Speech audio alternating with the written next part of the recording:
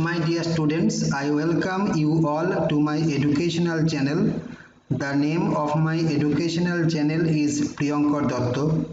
In this educational channel, you will find video presentations on English language and literature of school level, college level, as well as of competitive examinations.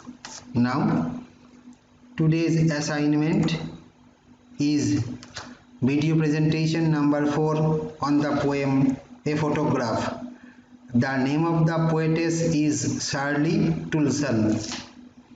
Now, let us mention the topics to be covered in today's presentation. The topics are discussion of stanza 3, word notes of stanza 3, and paraphrase of stanza 3. Now, let us move to the third stanza in order to see what the poetess says to conclude the poem.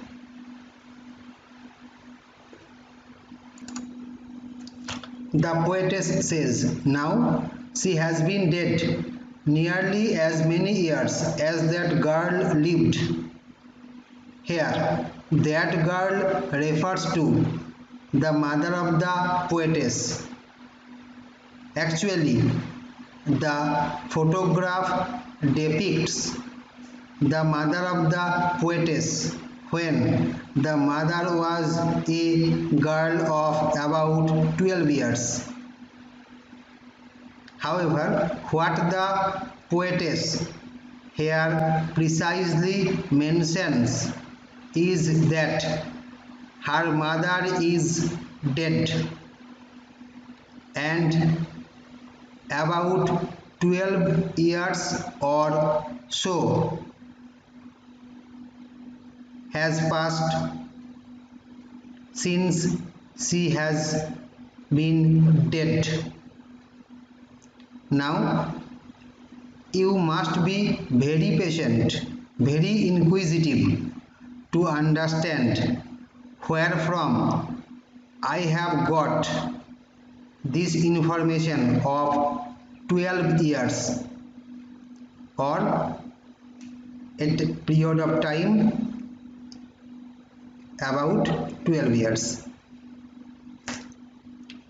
If you keep in mind that while describing the photograph in the first stanza of the poem, the poetess mentioned that the age of her mother when that photograph was taken was about 12 years. It is from that hint that I have come to the conclusion that 12 years or so have passed since her mother died. Then the poetess says something else, and of this circumstance there is nothing to say at all. The poetess here refers to a particular circumstance. The word circumstance means situation which is produced by a particular incident. Now, this incident, as you can easily assume, is the death of her mother, and the situation which this event has produced is obviously the loneliness of the poetess. The poetess says that there is nothing to say at all. As a human being, the mother of the poetess was mortal. So, the poetess has nothing to complain about the death of her mother. She has to accept it. It is the same idea which you have got in the second stanza of this poem as well. Now, if we think deeply about the death of her mother, we shall be able to understand why the poetess said in the second stanza, both re means changed to an expression of disappointment. Now, when the poetess's mother was alive, she laughed seeing the photograph,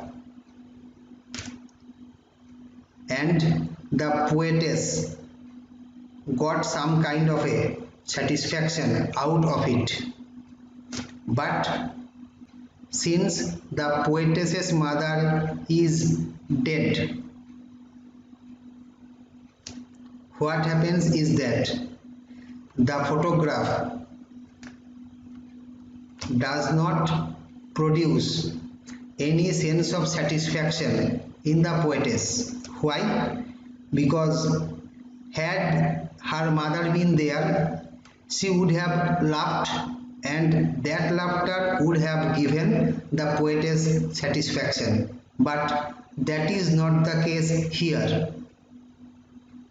So it is the death of her mother which has changed the nature of the reaction of both her mother as well as of the poetess herself, and the change is from the positive to the negative, from an expression of joy and satisfaction to one of sorrow and despair. There is another very important effect which the death of her mother has brought to the poetess. We are obviously thinking in terms of the photograph itself, because the photograph is the keyword of the title of the poem. The poetess says, "Its silence silences." The word, rather the pronoun it, refers to the photograph. The photograph has become silent. This is somewhat shocking to us. A photograph, as we all know, is an inanimate object, rather a thing. But the poetess wants to imply something else.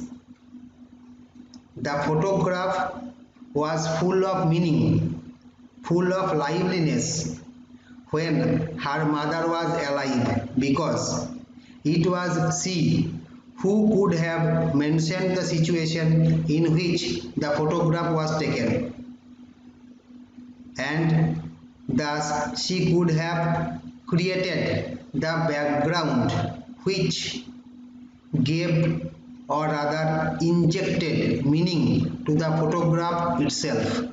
Now her mother is no more, so the photograph has become a dead entity, and since the photograph has become a dead entity, it does not carry any special meaning to the poetess.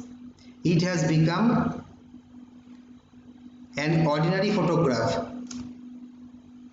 For example, we look upon a photograph to remember a particular person, a specific person who may not be alive anymore. So there is a shift in the significance of the photograph. If we think about the matter deeply, you must find that the photograph has become a thing which does not carry any deeper meaning. So it merely acts as a reminder of the mother whom the poetess has already lost. This degeneration from a specific meaning to an ordinary meaning is what degenerates the importance of the photograph itself. Since the photograph makes the poetess remember her mother, the photograph also reminds her of her absence, or rather death. Naturally, sorrow and frustration engulf her, and so the poetess becomes silent. Thus, the poem itself shows how a photograph loses its special meaning and comes to acquire an ordinary meaning when the person whose photograph it is no longer alive. Thus, the poem tells us of a very important, or I would rather say a very interesting feeling on the part of the poetess. Now let us move to the word notes section from this stanza. The first word is circumstance. You must take it down. The word it refers to, the word circumstance refers to the death of the mother of the poetess.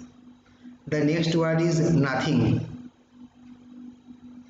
Though this word is apparently simple, you must not forget to keep in mind the implication of this word. The implication is that the poetess has nothing to say about the death of her mother, because mortality is inevitability, and it is better that we accept mortality without any sense of protest. The penultimate word is silence. The poetess's mother would inject life in it, that is in the photograph. You may write it within bracket.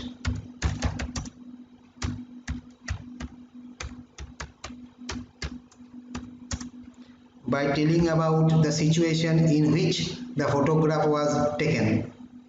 The final word, silences. The poetess is reminded of the death of her mother by it. You may also write within bracket the photograph.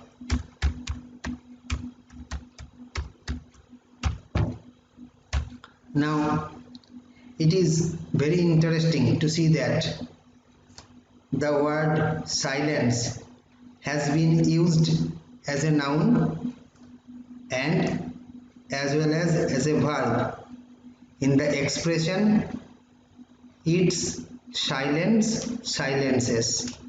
So this is a very interesting part of this stanza from the linguistic point of view.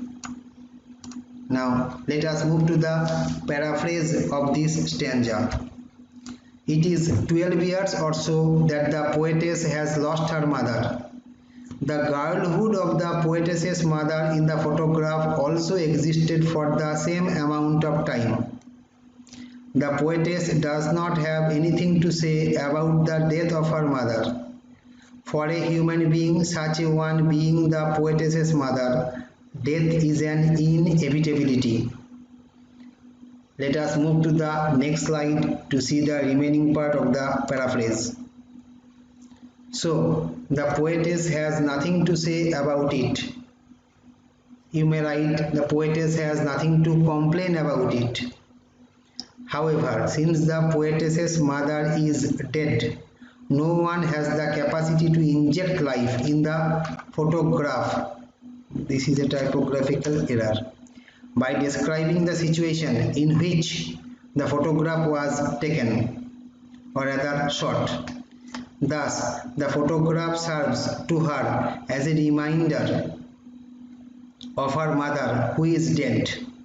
So, grief overpowers her and she becomes silent. There is another typographical typographical error.